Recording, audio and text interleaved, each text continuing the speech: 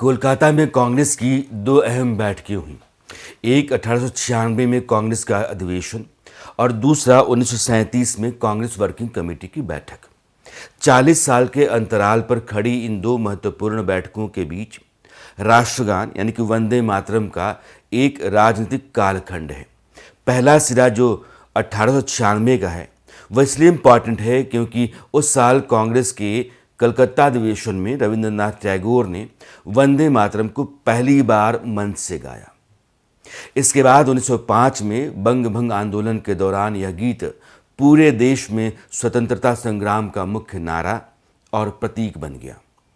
आपको मालूम होगा कि बंकिम चंद्र चट्टोपाध्याय का यह गीत उनके उपन्यास आनंद मठ में है, जो सन्यासी विद्रोह पर आधारित है और यह उपन्यास 1881-82 में प्रकाशित हुआ था।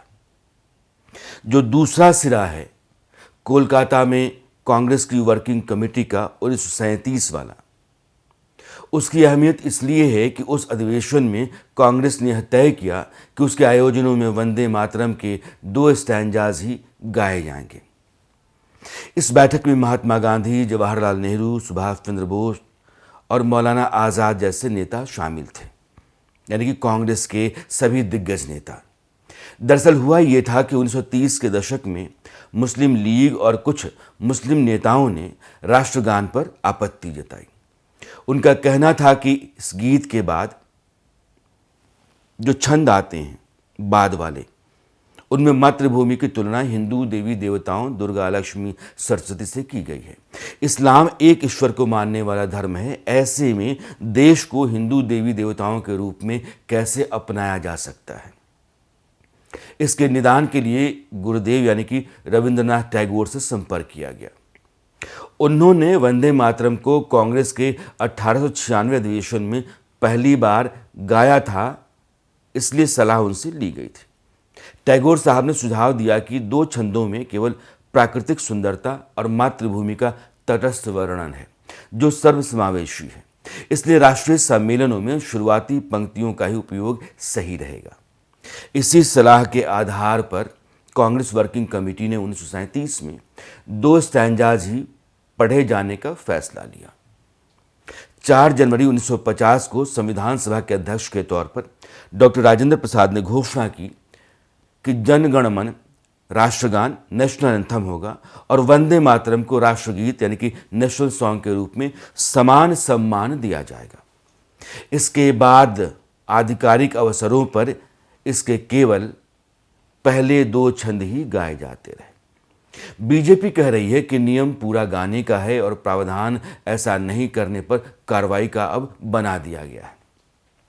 दरअसल साल 2026 यानी कि इस वर्ष वंदे मातरम के 150 साल पूरे होने पर दिसंबर 1925 में संसद के शीतकालीन सत्र में प्रधानमंत्री नरेंद्र मोदी ने लोकसभा में वंदे मातरम के 150 वर्ष पर चर्चा की शुरुआत की। लंबी और गर्मागर्म चर्चा हुई, बहस हुई आप कह सकते हैं। पीएम मोदी और बीजेपी ने 1937 में कांग्रेस द्वारा वंदे मातरम को 2 टुकड़ों में बांटने के फैसले की आलोचना की और कहा कि ऐसा तुष्टीकरण की राजनीति के तहत किया गया।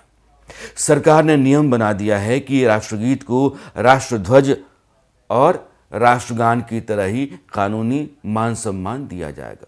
सभी आधिकारिक और सरकारी कार्यक्रमों में राष्ट्रगान से पहले वंदे मातरम यानी कि राष्ट्रगीत पूरा गाया जाएगा, सभी 6 स्टैंजाज।